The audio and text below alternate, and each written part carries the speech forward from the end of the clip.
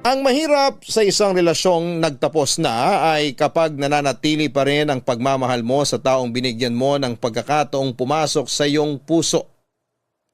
Uulitin ko po para sa mga hindi pa nakakaalam. Georgette na lang ang itawag ninyo sa akin. At sa nauna ko pong sulat sa inyo ay naikwento ko kung paano ko nakilala ang ex-boyfriend kong si Lino sa pamamagitan ng kaibigan kong si Tati. Perfect boyfriend na sanang maituturing si Lino kung hindi lang dahil sa dala-dala nitong family issues na siyang unti-unting sumira sa pagsasama naming dalawa. Para itong anay na sinira ang matibay naming relasyon. Sa huli pagkatapos ng halos 9 na buwang pagsasama, mas pinaboran ko ang peace of mind ko at nakipaghiwalay ako kay Lino kahit na alam ko sa sarili kong siya pa rin talaga ang itinitibok ng puso ko. Pagkatapos ng breakup ay nag-delete agad si Lino ng social media. After all, ako ang dahilan kung bakit nagdesisyon siya na gumawa ng mga account. Pero dahil wala na kami ay wala na rin siyang rason para gumamit ng SOCMED. At kahit nasaktan ay never akong nag-vent o nagpasaring sa Facebook kaya naman hindi aware ang pamilya at mga kaibigan namin sa nangyari. Since si Tate ang nagreto kay Lino sa akin, natural lang na siya ang unang makaalam sa nangyaring hiwalayan.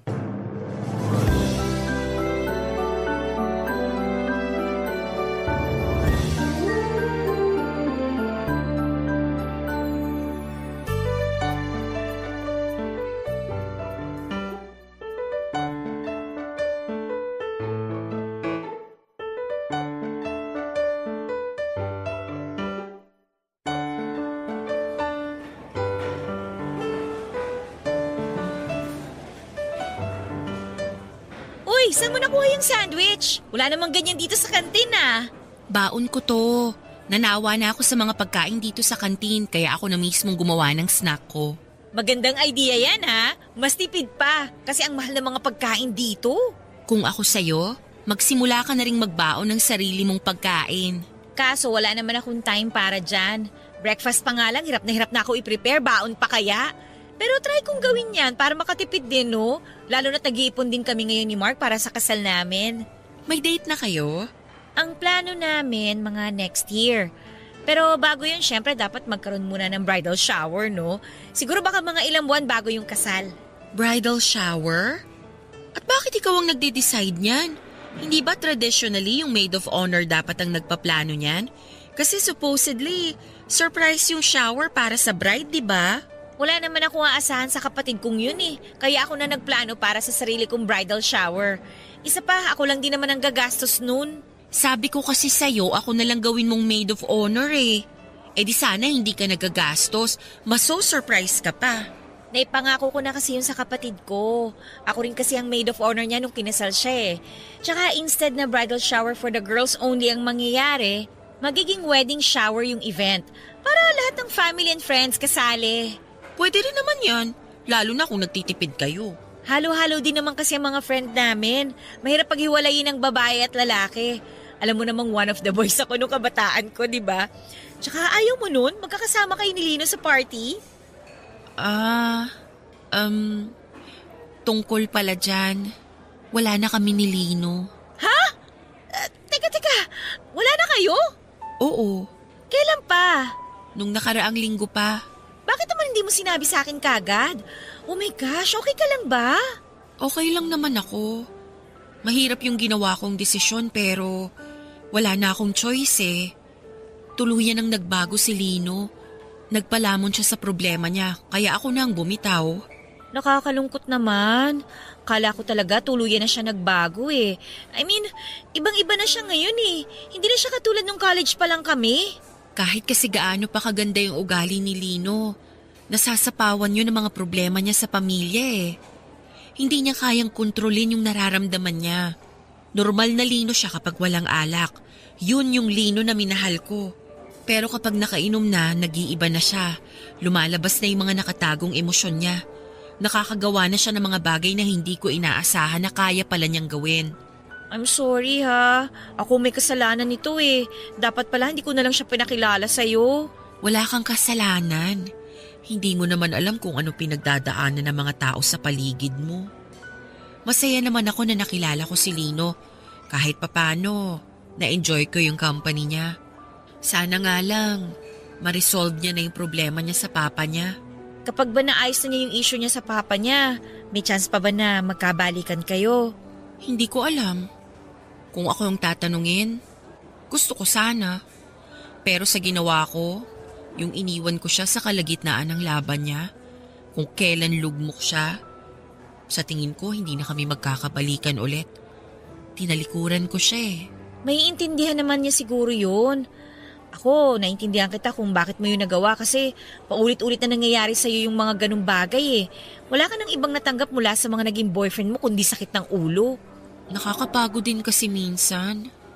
Pero kumusta ang estado niyong dalawa? In good terms ba kayo o hindi na talaga kayo nag-uusap? Maayos naman yung naging hiwalayan namin. Nasabi ko sa kanya yung rason kung bakit ko yun nagawa. Sana, okay kami kahit magkaibigan lang muna. Sana nga okay pa rin kayo kasi invited din siya sa wedding shower namin eh. Huwag kang mag-alala. Sa tingin ko pareho naman kami nga-attend kahit ganun yung nangyari sa amin. Sana nga hindi maging awkward kapag nagkita ulit kayo. 4 na buwan ang lumipas bago naganap ang wedding shower ni Tati at ng kanyang mapapangasawa. Noong mga panahong yon ay nagdadalawang isip ako kung pupunta ba ako o hindi. Hindi ko kasi alam kung kaya ko bang harapin si Lino noon dahil tiyak na magkikita kami sa okasyong yon. Simula noong naghiwalay kaming dalawa, ay wala na kaming balita pa sa isa't isa. Wala na rin kasi akong contact noon sa mga kaibigan niya. Isa pa ay nahihiya akong mag-reach out dahil parang nawala na ako ng karapatan sa kanya simula nung iniwan ko si Lino. Sa huli, nag-decide akong pumunta pa rin sa wedding shower ni Tati dahil alam kong magtatampo sa akin ang kaibigan kong yon kapag hindi ako umattend lalo na't isa pa man din ako sa mga bridesmaid niya. Maaga ako nagpunta sa lugar na pagdadausan ng wedding shower dahil tumulong akong maglagay ng mga palamuti sa venue. Sobrang on edge ako ng gabing yon dahil alam kong anumang oras ay maaaring dumating si Lino at ayokong mabigla sa muling pagkikita naming dalawa. Lumipas nga ang ilang oras, nasa kalagitnaan na kami ng selebrasyon. Nang dumating si Lino, ibang-iba na ang itsura niya. Balbasarado na siya at may kahabaan na ang buhok nito. Ang dating baby face niyang mukha ay rugged ng tingnan nung araw na yon. Nagulat ako sa malaking pagbabago sa itsura nito pero mas nagulat ako sa naramdaman ko nang muli ko siyang nakita. Nandun pa rin ang pagtingin ko sa kanya, nagpalitan lang kami ni Lino ng ngiti noong nagtagpo ang mga tingin namin.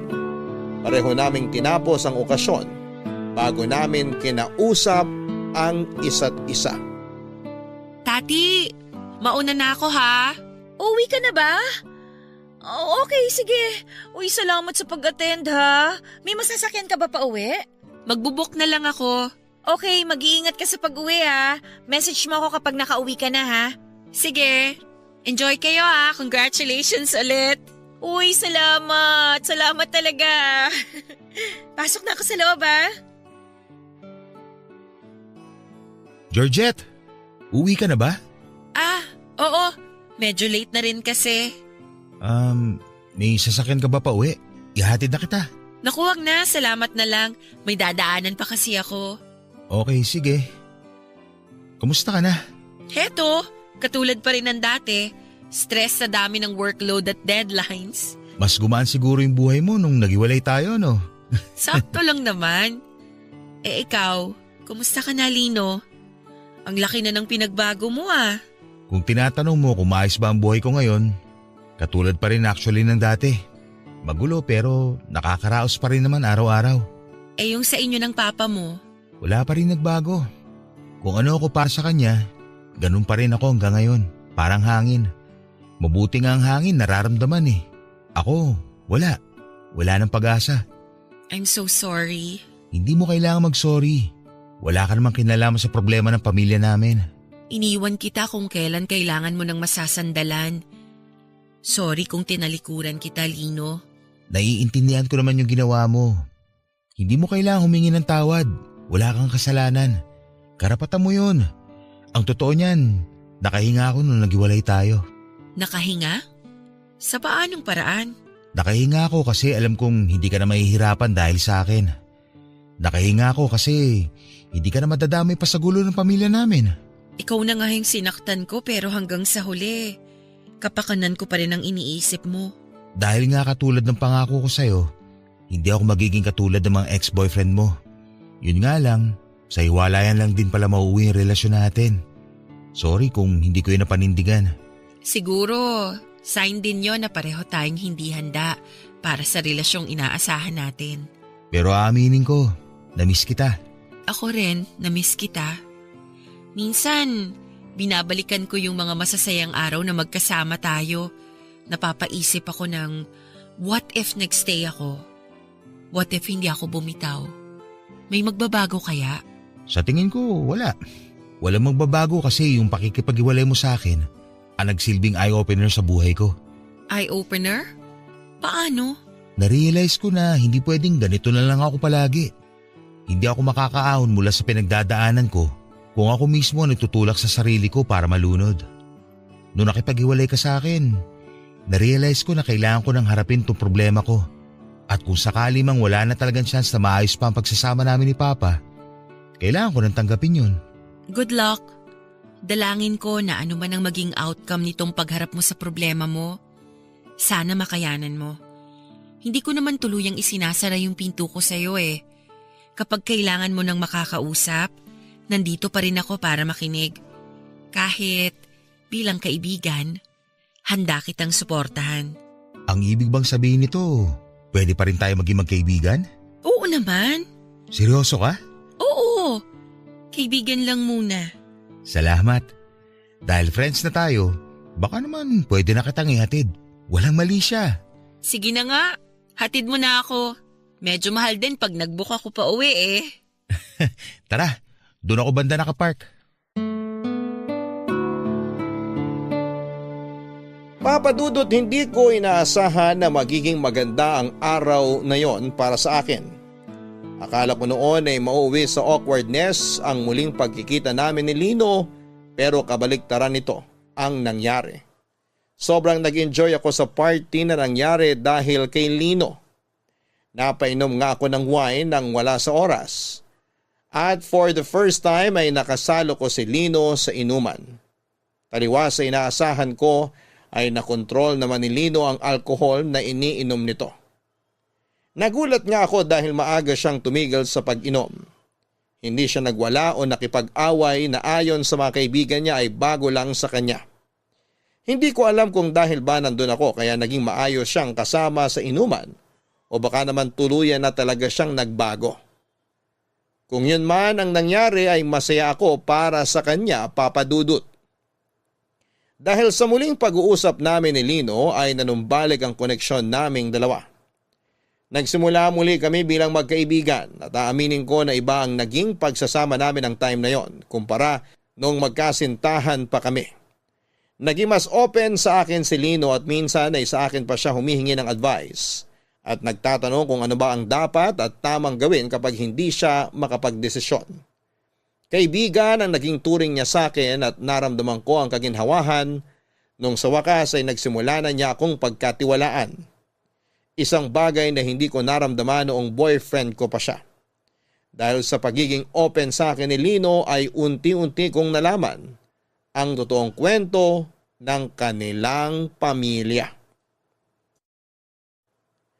Papadudot, noong naging kami ni Lino ay naka-close ko na rin ang mga kaibigan niya. Nung nalaman nila ang hiwalayan sa pagitan naming dalawa ay naging concerned din sila sa akin. Pero nung nakita nilang okay naman kami sa isa't isa ay nanatili kaming magkaibigan kahit na may pinagdaanan kaming dalawa ay natuwa sila. May pagkakataon nga noon na ini-invite pa ako ng mga kaibigan ni Lino na lumabas para magkape o mamasyal sa ibang lugar. Minsan ay may mga pagkakataon na tinutokso nila kami na magkabalikan na lamang dahil parang wala naman daw nagbago sa aming dalawa. Pero ang hindi nila alam ay mas naging komportable kami ni Lino sa isa't isa simula noong naging magkaibigan lang muna kami. Wala na kasi yung pressure ng magpa-impress sa bawat isa dahil wala na kaming romantic relationship na pinangangalagaan. Sa mga sumunod na buwan ay nakita ko ang pagbabago sa ugali ni Lino. Unti-unti siyang bumalik sa dating siya. Pero katulad ng sinabi ko, hanggat hindi naaayos ang gusot sa pagitan nilang dalawa ng kanyang ama, ay wala talagang pagbabagong mangyayari. Muling pinaalala sa akin ni Lino ang rason kung bakit ako nakipaghiwalay sa kanya nung muli siyang nagpalamon sa espiritu ng alak. Nagkaroon noon ng birthday party ang isa sa mga kaibigan nito sa Tagaytay. Naimbitahan ako sa okasyon na yon at doon ay nagkaroon ng inuman. Napunta ang usapan ng grupo sa pagiging single parent dahil ilan sa mga kasamahan namin ay may mga anak na. Medyo sensitive ang topic na yon para kay Lino at na-trigger ang personal issues nito. Dala na rin ang kalasingan ay nagkaroon ng misunderstanding si Lino at isa sa mga kaibigan niya. Nag-init ang ulo ni Lino at nagwala siya sa puntong hindi na siya maawat ng mga lalaking kasama namin doon. Ang palitan ng masasamang salita ay nauwi sa pisikalan. Kinailangan na lang umuwi ng isa sa kanila para matigil na ang mga gulo. Matapos ang nangyaring away ay naiwan si Lino sa pangangalaga ko habang nagpapalamig ito ng kanyang ulo, Papa Dudut. Aw! Aray! Sorry. Masakit ba? Medyo mahapde. Ang bigat ng kamay mo eh. Malamang mahapdi. Singsing ba naman ang tumama dyan sa mukha mo eh? Oh, wag mong iiwas yung mukha mo. Lilinisin ko yung sugat. Pasensya na kanina. Hindi ko napigilan yung sarili ko. Akala ko ba nagbago ka na? Sa dami kasi ng pwedeng pag-usapan, bakit sa magulang pa napunta yung topic? Hindi naman nila sinasadya yun eh. Siyempre, matatanda na tayo. Hindi na bago yung topic na yun sa atin. Lalo na yung iba sa mga kasama natin ay may anak na. Nakaka-personal lang kasi. Pinersonal mo kasi. Nakikipagbiruan lang naman sila tapos ikaw tong napikon. Sino hindi mapipikon dun? Sinabihan ako hindi ako mahal na magulang ko. Expression kasi yun. Masyado mo naman kasing sineryoso. Kung sa bagay, wala ka kasing social media, kaya hindi mo alam kung ano yung mga trending na mga joke ngayon. Kahit na biro yun o expression online, hindi pa rin yun maganda. Masyado silang insensitive. Gets naman kita, pero hindi violence ang solusyon sa mga ganong bagay. Kaya nga ako humingi ng tawad sa'yo. Huwag ka sa akin humingi ng tawad. Doon ka mag-sorry sa taong nakasuntukan mo, pati na rin sa may birthday ngayon. Oo na. Georgette, Oh, alam mo bang papasboy ako noon? talaga? Nung bata ako, mas close kami ni Papa. Ako yung laging kasakasama niya kahit saan siya magpunta. Lagi nga niya ako sinasama sa trabaho niya noon eh. Si Kuya naman, sila ang close ni Mama. Ano ba kasing nangyari? Paano kayo nagkaroon ng alitan ng papa mo? Nahuli ko siyang may ginagawang kalokohan. Bisperas ng Pasko noon. Pagkatapos kumain ng Noche Buena, nagsitulugan kami kagad kasi pagod. Ako, naiwan akong gising kasi may kausap ako sa phone. Tapos, napansin ko si Papa na lumabas ng bahay. Sinilip ko siya mula sa bintana ng kwarto ko. Nagtaka ako kasi 2:00 na noon. Tapos, imbis na gumamit ng sasakyan, naglakad lang siya. Anong ginawa mo? Sinundan mo siya? Oo, lumabas ako. Sinundan ko siya kasi gusto kong malaman kung saan siya pupunta ng ganong oras. Pagdating sa pangatlong kanto mula sa bahay namin, isang kotse yung nilapitan niya tapos sumakay siya sa loob. Sino naman yung nasa loob ng kotse? Babae. Tinted yung mga salamin ng sasakyan pero nung binuksan ni Papa yung pinto, bumukas din yung ilaw sa loob. Nakita ko na babae yung nagmamaneho. Hindi ko na alam kung anong ginawa nila sa loob kasi pag-asara ni Papa ng pinto, namatay din kagad yung ilaw. Babae niya ba yun? Yun din ang naisip ko eh. Pero hindi ko na sila inantay kasi baka mahuli ako. Bumalik ako sa kwarto saka hinintay si Papa na bumalik. 30 minutes din siyang nawala. Kung ano man ang ginawa nila sa kotse, hindi ko na alam. Tinanong mo ba siya kung sino yung babae? Hindi na. Kasi nasagot kagad yun nung umaga. Nung araw ng December 25, lalabas sana kami buong pamilya. May nakaset na dinner para sa amin sa labas na nireserve ni Mama. Kaso, hindi sumama si Papa dahil masama raw ang pakiramdam niya. Tumuloy kaming 3. Matapos kumain, mas nauna ako umuwi kasi gusto raw mag-shopping ni Mama. Sinamahan siya ni Kuya tapos ako naman, dumiretso na sa bahay na may dalang takeout para kay Papa. Pag uwi ko, alam mo kung anong nadatnan ko? Ano? Si Papa at yung babae na nakita ko sa kotse, magkasama sila sa bahay, sa mismong kwarto nila ni Mama. Oh my gosh! Dinala niya yung babae sa bahay niyo? Hindi ko nga alam kung bakit niya naisip na gawin yun eh. Siguro dahil lang napag-usapan, mga alas 9 ng gabi pa kami makakauwi. Pero dahil mas maaga ako nakauwi, hindi niya inaasahan na mahuhuli ko sila. Eh anong ginawa mo? Sinumbong ko siya. Alam ko may chance na masira ang pagsasama nila Mama at Papa sa ginawa ko. Pero nagsumbong pa rin ako. Kasi sobrang dismayado ako nun sa Papa ko. Mula nung araw na yon hanggang matapos yung buwan, bago magpalit ng taon, parang naging giyera na sa loob ng bahay. Lahat nag-aaway na. As in lahat kami na literal. January 1st, nakita na lang namin si Mama na walang buhay. Nag-suicide siya. 16 years old lang noon si Lino noong nangyari ang trahedyang yon sa pamilya nila. Simula noon ay hindi na raw bumalik sa dati ang pakikitungo sa kanya ng kanyang ama. Sinisisi siya ng tatay niya sa pagkamatay ng kanilang ilaw ng tahanan. Maging ang kuya niya ay nagkaroon din ng galit noon sa kanya. Nilayuan si Lino ng kanyang tatay at pinarusahan niya ito sa pamamagitan ng pag-iitsapwera sa kanya sa sarili niyang pamilya. Bilang isang binatang nawala ng ina, ay mahirap para kay Lino na maging ang kanyang ama ay itanakwil siya. Kaya naman naiintindihan ko na siya kung bakit sa ganong direksyon napunta ang buhay niya. Nang gabing yon ay buong magdamag kaming nagkwentuhan ni Lino tungkol sa naging buhay niya. Yun ang isang bagay na hindi niya nagawa sa relasyon namin kaya naman nagpasalamat ako sa kanya na sa wakas ay pinagkatiwalaan na niya ako. Marami akong nalaman tungkol sa naging relasyon nilang mag-ama. Matapos mamatay ang mama nito, halos 1 taon din pala noong walang kibuan sina Lino at ang papa niya. Ganon din ang kuya niya sa kanya. Hindi siya kinikibo. Si Lino kasi, ang sinisisi nila sa nangyari sa kanilang ina. Pero kalaunan ay natutunan din naman siyang patawarin ang kanyang kapatid. Yun nga lang ang kanyang papa kailanman ay hindi na siya pinatawad. Sa mga sumunod pang mga taon ay nagsimulang maikumpara si Lino sa kanyang nakatatandang kapatid. Mas lalo raw naramdaman ni Lino noon kung paano ang mag-isa sa buhay. Walang kakampi, walang masasandalan. Kaya naman noong kabataan ni Lino ay naging rebelde siya. Lagi siyang naipapatawag sa dean's office. Ilang beses siyang nasususpend dahil laging napapaaway at pumapasok sa klase ng lasing. Pero ang lahat ay nagbago nung dumating sa buhay niya si Tati na noon ko lang nalaman ay naging ex-girlfriend pala ni Lino. Oo, naging boyfriend ko nga si Lino nung college kami.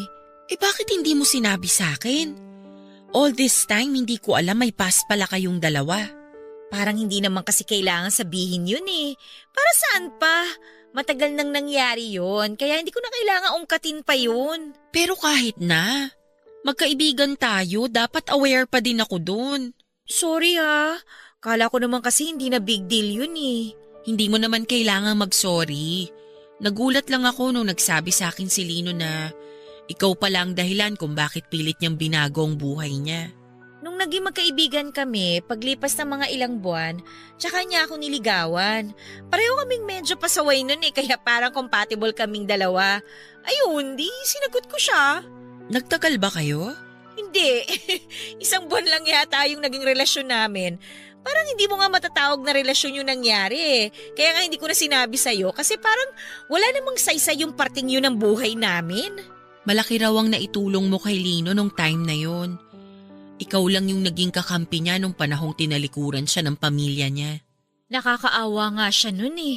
Isipin mo, namatayan ka na ng ina. Ikaw pa yung sinisisi ng tatay at kapatid mo sa pagkawala niya. Kaya nga eh. Bigla tuloy akong naawa sa kanya. Pero bakit naman kayo naghiwalay? Bakit 1 buwan lang yung naging relasyon ninyo? Hindi kami swak eh. Compatible lang kami sa ugali noon. Pero magkaiba kami ng direksyon na tinatahak. Iba yung goal niya sa goal ko. Iba yung hilig niya sa hilig ko. Hindi talaga kami pareho ng vision sa buhay. Kaya naisip namin na maging magkaibigan na lang. Mabuti na lang kahit paano, kahit parehong bulakbol, nakapagtapos naman kami ng maayos. Paano mo naman siya nabago? Nabago? Hindi ko siya binago. Siya mismo ang gumawa nun sa sarili niya. Siguro nga ang naging role ko lang nun maging inspirasyon. Mula sa pagiging bad boy, inayos niya yung buhay niya para sa akin. Hindi ko naman siya pinilit kusa lang niyang ginawa yun. Alam mo, si Lino kasi kahit na palaaway yun, kahit na matapang at kinatatakutan siya noon, deep inside may mabuting loob yung taong yun Naging bato lang yung puso niya dahil sa nangyari sa kanya. Pero mabuti siyang tao. Ang problema nga lang, kahit anong pilit ang gawin niyang pagbabago, nahihila talaga siya pabalik dahil sa pagiging matigas sa kanya ng tatay niya. After college, anong nangyari sa kanya? Ayun, nagkanya-kanya na kami pagkatapos gumraduate. Sa mga sumunod na taon, wala na akong nabalitaan sa kanya Naging busy na rin naman kasi ako sa paghahanap ng trabaho noon. So paano kayong naging close ulit?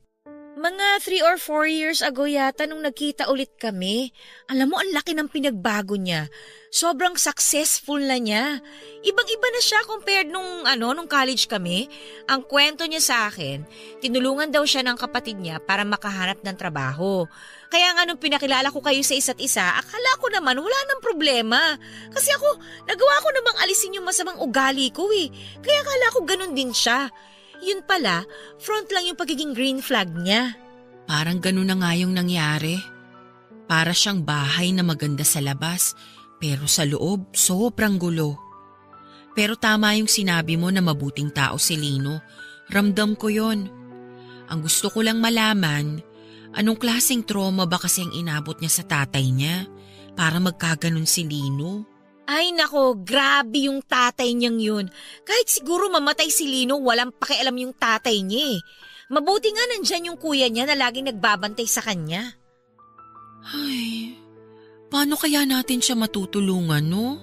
Alam mo, suporta lang ang kaya nating ibigay sa kanya kasi siya lang mismo makakatulong sa sarili niya Either tanggapin na lang niya na kahit kailan hindi na siya mamahalin ng tatay niya o magpapatuloy siya sa ginagawa niyang pagsira sa buhay niya para lang magpapansin sa sarili niyang ama. Papadudot na pagtanto ko na hindi lahat ng nakikita ng ating mga mata ay totoo. Best example na doon si Lino na sa unang tingin ay para bang napaka-successful niya sa buhay. Akalain mong nasa kanya na ang lahat pero kapag nakilala mo siya ay marami pala siyang tinatagong sugat mula sa kanyang nakaraan. Mahirap husgahan ang isang tao na ang tanging nais lang naman ay ang pagkalinga at pagkilala mula sa sarili niyang mga magulang. Nahabag ang loob ko para kay Lino at sa parehong pagkakataon ay humanga ako dahil kahit papaano ay nakaya niyang dalhin ang mga problema niya ng ilang taon. Nakonsensya din ako na sa halip na tulungan at sasamahan ko siya sa mga problema niya ay iniwan ko pa siya. Medyo selfish ako sa part na yon pero nung nalaman ko ang totoong kwento ay handa naman akong suportahan siya sa pagharap niya sa kanyang problema. Buwan ang lumipas na natiling matatag ang pagkakaibigan namin ni Lino. Parang ang walang nagbago sa samahan namin. Kung ano kami noong magkasintahan pa lamang kaming dalawa ay ganun pa rin ang turingan namin kahit na magkaibigan na lamang kami. At ang kaibahan nga lang ay wala na kaming anumang romantic feelings na ipinapakita para sa isa't isa. Kapag hindi nakainom ay maayos namang kasama si Lino. Sana nga ay hindi na lang naimbento ang alak nang sa ganon ay hindi lumabas ang ibang ugali nito. Masyado na kasing malala ang anger issues ni Lino na lalong natitrigger kapag nahaluan ng alak ang sistema niya. Masyado siyang sensitive sa mga bagay kapag lasing na at yon ang ikinababahala ko tuwing tumitikim ng alak si Lino. Kaya naman bilang kaibigan ay sinubukan kong gawin ang lahat para maiwasan nito ang pag-inom ng alak. To be fair ay willing naman si Lino na baguhin ang pagiging palainom niya. Yun lang ang tanging maitutulong ko sa kanya dahil wala naman akong ibang magagawa pagdating sa problema nilang mag-ama. Noong sinabihan ko siya na gusto ko siyang tulungan, at least kahit na anger management lang niya, ay nakita ko naman ang kooperasyon niya sa akin. Umiwas siya sa alak at hindi na siya noon lumalabas para magwalwal. Ang ginawa namin ay uminom na lamang kami ng kape sa labas at naging misyon na naming dalawa ang tikman ang lahat ng kape sa buong Metro Manila. Occasionally ay tumitikim pa rin naman si Lino ng alak lalo na kapag may gatherings o okasyon. Pero kapag kasama niya ako ay nalilimitahan lamang ito at nasasabi sa akin ni Lino na ang dahilan kung bakit siya nalulong sa alak ay yun na lang daw kasi ang tanging paraan para maibsan ang tampo at sakit na nararamdaman nito sa kanyang ama. Kahit paano papadudot ay kasama ang mga kaibigan sa inuman, ay naramdaman niya ang halaga niya bilang isang tao at naiintindihan ko yon. Pero dahil kasama na niya ako, kahit papaano ay ako na ang pumawi sa lumbay na nararamdaman nito. Halos kalahating taon ding iniwasan ni Lino ang pag-inom ng alak. Unti-unti ay bumalik nga si Lino na nakilala at minahal ko. Unti-unti ay nakita ko ang pagbabago sa buhay nito. Mula sa lalaking punong-puno ng hinanakit sa buhay, ay naging masiyahin at mas open na siya sa mga tao papadudot. Kasabay noon, ay muling nanumbalik ang pagtingin ko para sa kanya. Ang naramdaman kong yon ay mas umigting pa nung sa wakas. Matapos ang mahabang panahon ay naisipan akong dalhin ni Lino sa kanilang bahay para ipakilala sa kanyang ama.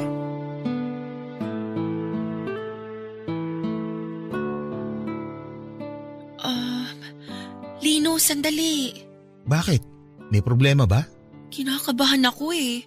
Sigurado ka ba talagang gusto mo kong ipakilala sa papa mo? Oo naman.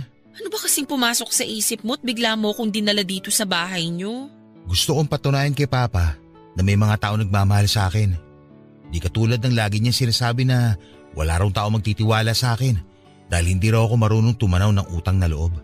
Natatakot ako. Wala kang dapat ikatakot. Mabait naman si Papa eh. Sa akin lang hindi. Halika na.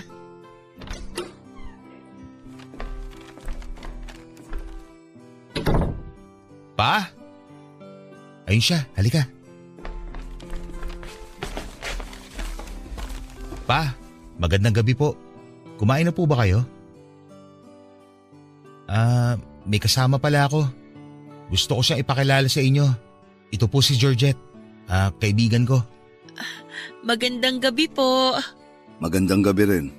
Ito po, may inuwi kaming pagkain para sa inyo. Kumain na ako. Ganun po ba?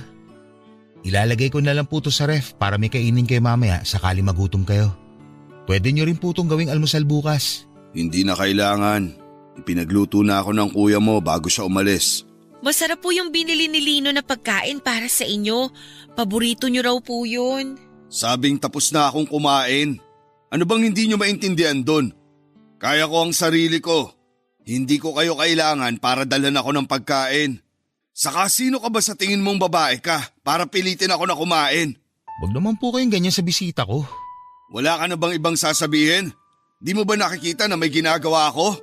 Lumayas ka na sa harapan ko. Kita mo, Georgette? Ganyan ako kamahal ng tatay ko. Magsisimula ka na naman ba? Kung umuwi ka lang dito para guluhin ako, mabuti pang umalis ka na lang ulit ng bahay. Hindi kita kailangan dito. Kahit naman sana ngayon lang. Magkunwari kayo nag-aalala kayo sa akin. Ilang araw ako hindi umuwi. Hindi niyo man lang ba ako tatanungin kung saan ako galing? Bakit naman kita tatanungin? May magbabago ba? Lino, umalis na lang kaya tayo? Hindi. Nandito na tayo. Tapusin na natin to. Lino! Siguro nga pa, walang magbabago. Kahit anong gawin ko, kahit patayin ko pa ang sarili ko, hindi na magbabago yung puso nyo. Sa mahabang panahon, pinanghawakan ko yung alaala natin. Pinanghawakan ko yung amang kinalakihan ko na mabait, na may pangunawa, na mapagpatawad. Umasa ako na balang araw, kapag naghilom na ang lahat ng sugat, matatanggap niyo ulit ako bilang anak. Pero mukhang wala na talaga. Wala na tayong pag-asa. Kailanman hindi na maghihilom tong sugat na ginawa mo sa pamilya natin. Kasalanan mo lahat na nangyari at gusto kong pagdusahan mo yon hanggang mamatay ako. Kasalanan ko ba talaga? Ako ba talaga yung sumira sa pamilya natin? Lino, huminahon ka! Sawa na ako eh. Pagod na ako sisihin ang sarili ko. Buong buhay ko, sarili ko pinanagot ko sa pagkakasira ng pamilya natin pa. Pero kung iisipin, wala naman talaga akong kasalanan eh. Ang ginawa ko lang naman, sabihin kay mama yung totoo. Anong napala mo sa pagsabi ng totoo? Hindi ba namatay ang mama mo? Ikaw ang dahilan ng lahat. Kaya huwag kang umasta na parang wala kang ginawa para mamatay siya. Hindi ako pumatay kay mama. Ikaw! Ikaw mismo pumatay sa kanya. Hindi niya kinaya yung sakit dahil sa ginawa niyong panloloko. Kaya siya nagpakamatay. Kayo ang dahilan ng lahat. Anong sabi mo? Huminahon lang po Napakawalang kayo! kwenta mo talagang hayop ka. Anong gagawin niyo? Sasaktan niyo ako? Sige! Saktan niyo ako! Total manid na ako sa lahat ng sakit eh! O eto! Ilalapit ko sa inyo ang mukha ko! Gawin mo ang gusto mong gawin! Gusto mo ako sutukin? Sige, gawin mo! Lino! Sandali lang naman po! Tama na yan! Ang lakas ng loob mong pagbintangan ako! Lumayas ka rito! Matagal na panahon, sinalo ko lahat ng galit mo sa akin. Sa loob ng 14 na taon, hinayaan lang kita. Pero ito na yung huli. Hindi mo na ako masasaktan ulit. Alam mo kung paano? Ngayon tatanggapin ko na simula nung araw na namatay si mama, nawalan na rin ako ng ama. Salamat at pinagtiisan mo ako ng mahabang panahon. Makakaasa ka na hindi mo na ako makikita ulit.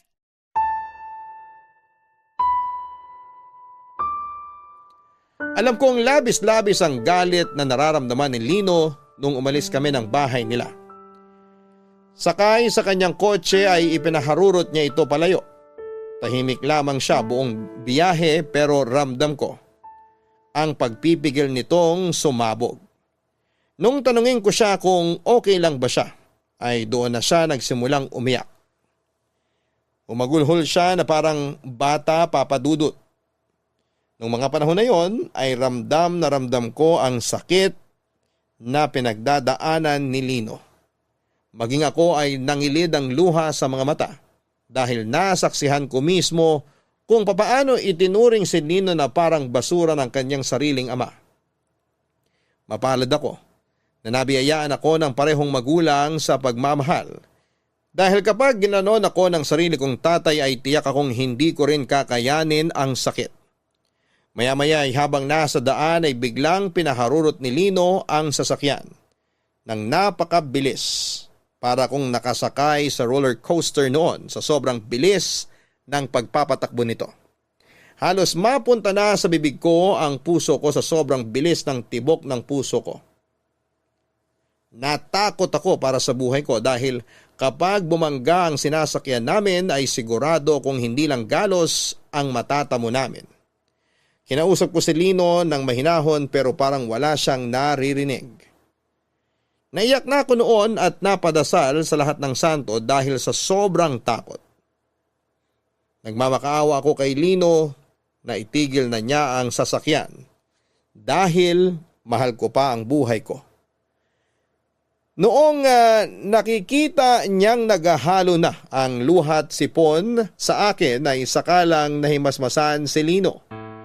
Agad na bumagal ang patakbo nito ng sasakyan at saka siyang muling tumigil sa gilid ng daan para kalmahin ako.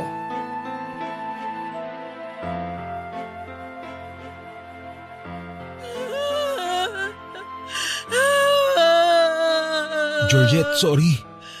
Sorry, hindi ko alam kung anong pumasok sa isip ko. Nababaliw ka na ba? Gusto mo ba ako patayin? Sorry talaga. Akala ko talaga katapusan ko na. Akala ko mamamatay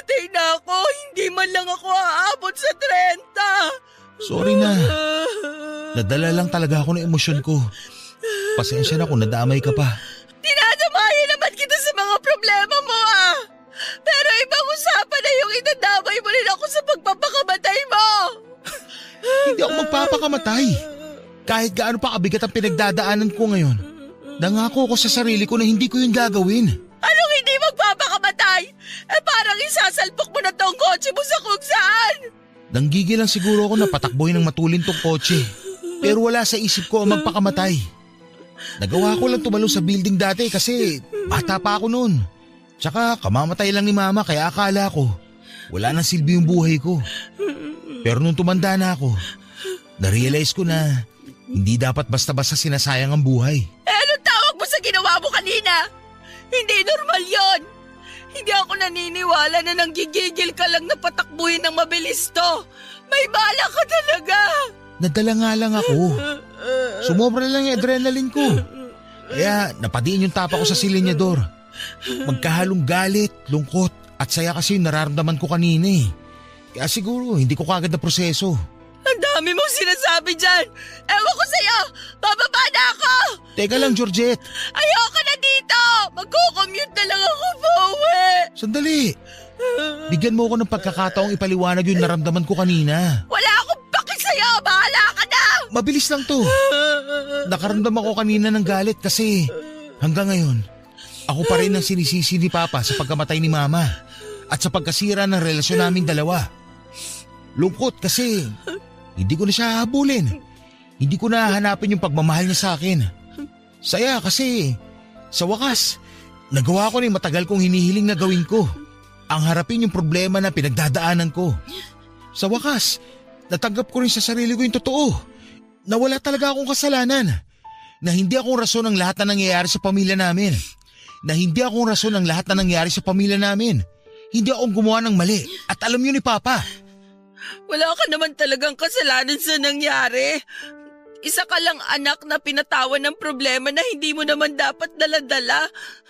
Hindi mo kasalanan na ng babae ang papa mo. Hindi mo kasalanan kung bakit nawala ang mama mo. Wala kang kasalanan sa pagkasira ng pamilya niyo, Lino. Ang tagal bago ko na-realize yan. Hindi ko alam kung bakit naniwala ako kay Papa na akong pinagmulan ng lahat. Dahil siguro gusto mo lang nan makuha ang loob niya. Kaya mo inako yung kasalanan niya. Siguro nga. So paano yan? Mapapanindigan mo ba talaga yung mga sinabi mo sa papa mo? Iiwan mo talaga siya? Yun na lang ang tanging paraan para makawala ako sa tromang daladala ko. Kailangan ko tong gawin para maayos ko na tong buhay ko. Para sa ganun, bumalik ka na ulit sa akin. Hindi ko naman kailangang bumalik Kasi nandito na ako ngayon sa tabi mo. Kasama mo na ako Oo nga, pero bilang kaibigan. Ang gusto ko, bumalik na tayo sa dati. Gusto ko ituloy ulit natin yung nasimulan natin noon. Georgette, maaantay mo ba ako? Yun lang naman talaga ang ginagawa ko ngayon Inihintay ka? Pangako, kapag maayos na ang buhay ko, babalik ako sa'yo. Ibibigay ko relasyon na pinapangarap mo. Yung boyfriend na deserve mo. Pangako? Oo, pangako ko yan sa'yo. Sige, hihintayin kita. Hihintayin kong maayos mo ang buhay mo. Dalangin ko sana kung ano man ang pinagdadaanan mo ngayon. Malampasan mo lahat para maging masaya ka na rin.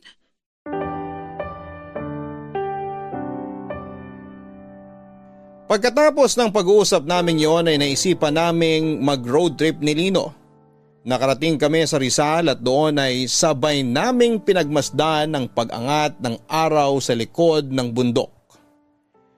Nung oras ding yon ay pareho naming napagtanto ni Lino na mahal pa rin talaga namin ang isa't isa. Nangako ko sa kanya na tutulungan ko siya, na hindi ko siya iiwan katulad ng ginawa ko noon. Noong mas minabuti ko na talikuran siya ng mga panahong lugmok siya. Pagkatapos ng araw na yon ay kinausap ni Lino ang kapatid niya tungkol sa plano niyang gawin sa buhay niya. Ipinaalam ni Lino dito na bubukod na rin siya katulad ng kanyang kuya at may iwan na mag-isa ang kanilang tatay sa bahay nila. Kahit paano ay suportado naman siya ng kanyang kapatid. Nangako ang kuya ni Lino na siya na ang magbabantay sa kanilang ama para sa ganoon ay makapag-focus na si Lino sa sarili niyang buhay. Papadudot ako ang naging saksi kung papaano inayos ni Lino ang kanyang sarili at bumangon mula sa trauma na bitbit niya ng ilang taon. Sobrang proud ako sa kanya ng panahong yon dahil nagawa na niyang bitawan ang mga bagay na nagpapabigat sa kanya. Paminsan-minsan ay nagkakaroon siya ng kaunting relapse. Pero kahit na ganoon ay tuluyan na niyang tinalikuran ang pagiging dependent niya sa alak. Kapag dumarating ang araw na kailangan niya ng masasandalan ay sa akin siya nagpupunta. Ako ang naging kanlungan niya tuwing kailangan niya ng comfort. Tinupad ko ang pangako ko sa kanya na mananatili ako sa tabi niya, lalo na nung dumating yung araw kung kailan isang panibagong problema na naman ang dumating sa buhay ni Lino, Papa Dudut. Papa Dudut, naisip ko noon na baka naman may chance pa na maayos ang pagsasama nila Lino at ng tatay niya. Naisip ko na masasaya pa siguro ang buhay ni Lino kapag nagkaayos sila ng papa niya, kaya sinubukan kong solusyonan ang problema nilang dalawa. Kinonta ko ang kapatid ni Lino para alamin ang kabilang side ng mga pangyayari. Naikwento sa akin ng kuya ni Lino na totoo ngang nag-cheat ang tatay nila. Noong mga panahong yon ay may hinala na talaga ang nanay nila sa ginagawa ng kanilang ama. Pero mahusay na naitago ng kanilang tatay ang ginagawa nitong panluloko. Bukod na lang noong araw na nagkamali ng tansya ang tatay nila, kaya nahuli ito ni Lino na may kasamang babae sa kwarto. Napag-alaman kong may pangatlong kapatid sila Lino. Nagkaroon pala kasi ng anak ang tatay nila doon sa babae niya. At nung nalaman nila ang katotohanan ay 5 years old na ang bata. Ibig sabihin lang noon ay matagal nang niloloko ng tatay nila ang kanilang nanay. Doon na na-trigger at mas lumala ang depression ng kanilang ina na hindi alam ng magkakapatid na matagal na palang pilit na nilalabanan ng nanay nila. Late na raw nalaman ng magkakapatid na nagpupunta pala sa therapist ang mama nila dahil matagal na itong may anxiety disorder. Hindi na raw pala kasi bago sa kanya ang ginagawang pambababae ng kanilang ama. Nung nalaman ko ang totoo ay nawala na ako ng pag-asa. Hindi na talaga maayos pa ang pagsasama nila Lino at ng kanyang ama dahil tatay na nila mismo ang may problema. Maliban sa pagiging cheater nito ay hindi siya marunong umako sa mga kasalanang ginawa niya. Ang malala ay ipinasa pa niya ito sa anak niya. Ilang linggo ang lumipas, napansin ko na nakakapag-adjust naman na si Lino na mamuhay mag-isa. Isang araw ay humingi siya sa akin ng pabor na samahan siya sa bahay ng tatay niya. Nung araw na sinamahan ko si Lino na kunin ang mga gamit nito sa bahay nila, nagkaroon ako ng chance na kausapin ang tatay niya. Doon ay napatunayan ko kung gaano kalala at kasama ang ugali nito. Oh, anong ginagawa mo rito? Magandang araw po. Nandito na po pala kayo. Akala ko po nasa trabaho kayo eh. Ikaw yung kaibigan ni Lino na pakialamera, di ba? Opo. Ako nga po. Ako po si Georgette. Wala akong pakialam sa pangalan mo. Sagutin mo tanong ko. Anong ginagawa mo dito sa pamamahay ko? Wala si Lino dito. Hindi na siya dito nakatira. Opo. Alam ko po. Kasama ko siya ngayon. Kukunin lang daw po niya yung iba niyang mga gamit na naiwan. Nandun po siya sa kwarto niya nag-e-empake. Mabuti naman. Sabihin mo, alisin niya na lahat ng kalat niya dito. Sige po. Hindi niyo po ba itatanong kung saan siya nakatira ngayon? Hindi na kailangan. Kung sa bagay, kaya naman na ni Lino ang sarili niya. Kaya siguro tiwala na kayo na kahit nasa malayo siya hindi siya mapapahamak. Kesa ang lupalop pa ng mundo magpunta ang walang iyang yun, wala na akong kapake-pake. Gawin niya na lahat ng gusto niyang gawin. Ayoko na magkaroon ng ugnayan sa kanya. Ni isang beses po ba hindi kayo na-curious kung kumusta na ang anak niyo? Kung okay lang ba siya, mga ganung bagay? Para saan pa? Para sa ikapapanatag ng loob niyo. Hindi ba gano'n naman ang mga magulang? Lagi silang nag-aalala para sa mga anak nila kahit matatanda na sila. Ganon po kasi nanay at tatay ko eh. Lagi silang nag-aalala sa akin kahit na matanda na ako. Huwag mo akong itulad sa mga magulang mo.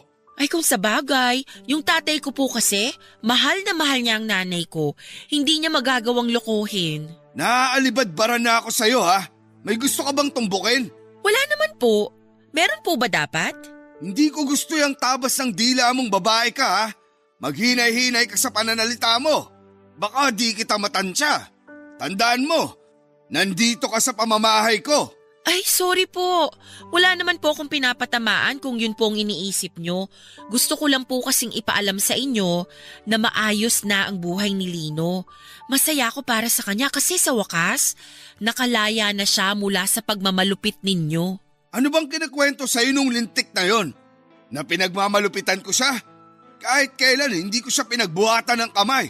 Physically siguro hindi nyo siya sinasaktan, pero mentally? Emotionally? Grabing mga sugat na iniwan nyo sa kanya ng mahabang panahon. Kahit anong alkohol pa ang inumin niya, yung mga sugat na ginawa nyo sa pagkatao niya, hanggang ngayon, hindi pa yun naghihilom.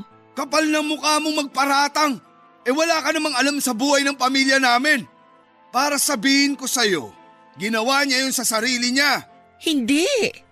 Kayo ang gumawa nun sa kanya. Matanda na po kayo. Sana naman maging accountable naman kayo sa mga kasalanang ginawa ninyo. Kayo yung nagloko. Kayo yung dahilan kung bakit na-depress ang asawa ninyo. Tapos ngayon, kayo din ang dahilan kung bakit hindi maayos ang buhay ng anak nyo. Kayo ang dahilan ng lahat ng yun. Ang kapal talaga ng mukha mo, no? Talaga? Dito mismo sa pamamahay ko? Dito mo talaga ako babastusin? Yan ba tinuro sa'yo ng nanay at tatay mo na ipinagmamalaki mo? Na makialam sa buhay ng may buhay? Sino ka ba sa tingin mong hayop ka? Isa lang po akong kaibigan na nagmamalasakit. Hindi porket babae ka, palalampasin ko tong kagaguhang ginagawa mo sa akin. Baka gusto mong hindi ka na makalabas dito. Kayang-kaya kitang saktan. Alam ko po yun.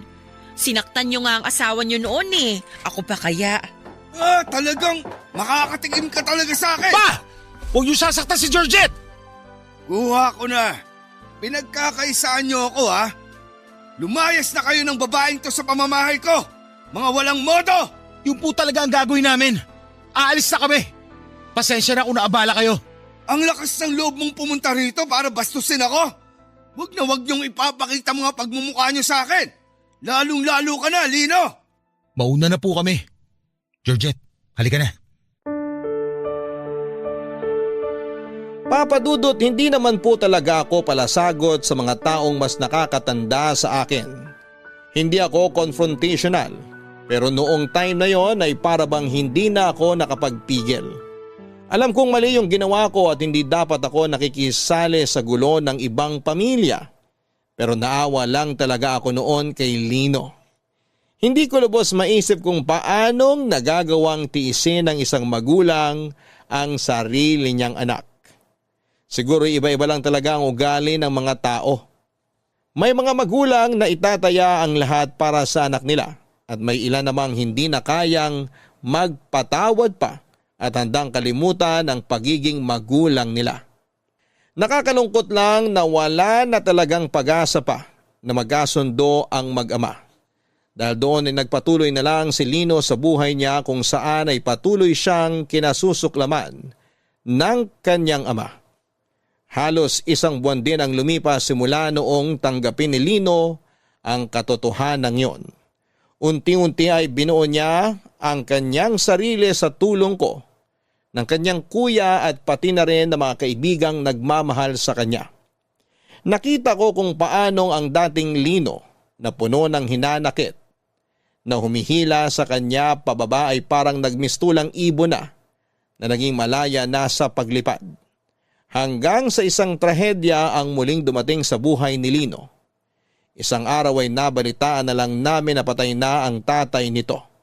Pumutok na ugat daw sa utak ang naging sanhi ng pagkamatay at ang balitang yon ang muling nagpabalik sa sakit at sama ng loob na pilit kinakalimutan ni Lino.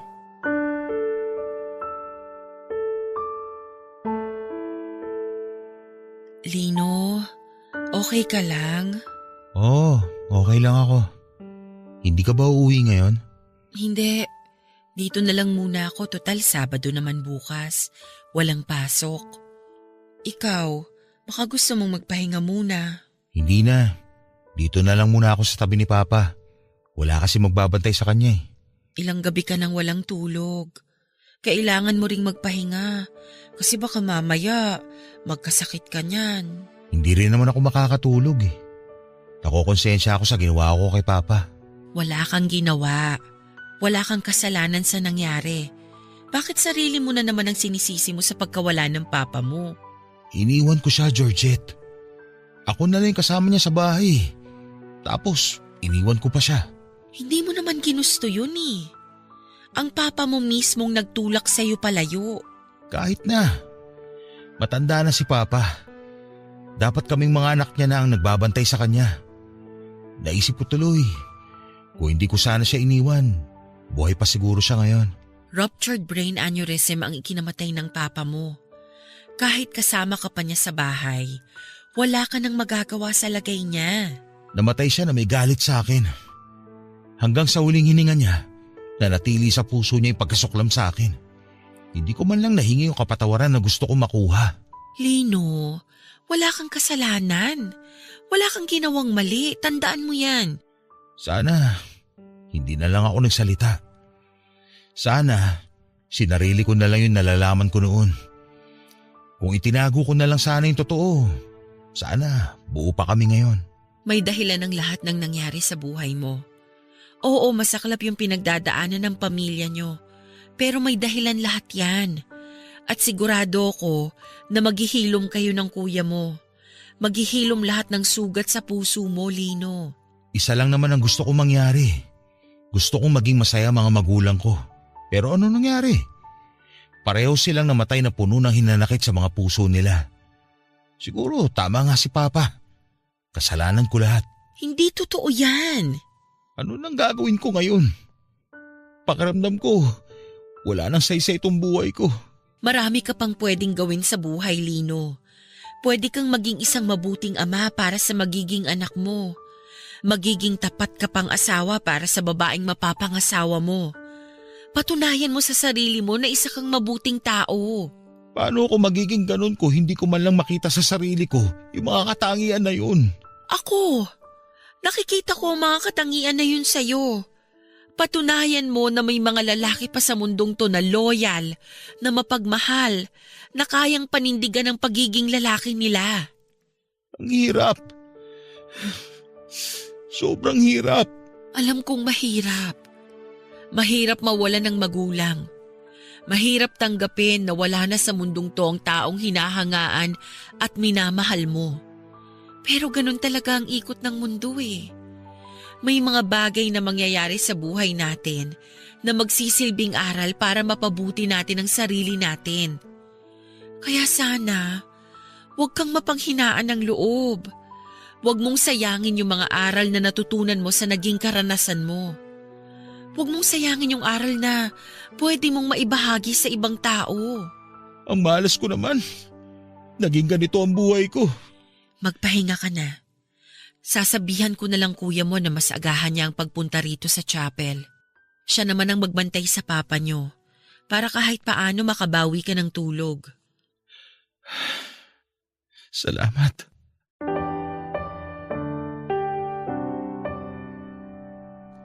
Papadudot ang mahirap sa mga taong may pinagdadaanang matinding trauma sa buhay ay hindi mo alam kung ano yung nararamdaman nila sa kasalukuyan. Simula noong namatay ang papa ni Lino ay naging tahimik na lamang siya. Lagi siyang nakatulala at never ko nang nakitang ngumiti pa. Para bang laging napakalalim ng iniisip. Ginawa ko naman ang lahat ng makakaya ko para i-comfort siya pero dumating ang araw na maski ako ay tinutulak na niya palayo. Binigyan ko siya ng panahon para magluksa at hinayaan ko siyang mapag-isa ng ilang linggo. Pero noong kumustahin ko na ulit siya ay nalaman kong bumalik na naman pala siya sa pag-inom ng alak. Pinagbigyan ko siya noong panahon na yon dahil alam kong sariwa pa ang sakit na dulot ng pagkawala ng papa niya. Pero dumaan ang mga buwan at hindi na natigil si Lino sa kanyang pag-inom. Mabigat sa damdamin na unti-unti kong nakikita si Lino na bumabalik sa dati niyang gawi. Wala na ako nagawa noon dahil maging ako ay pilit nang nilayuan ni Lino.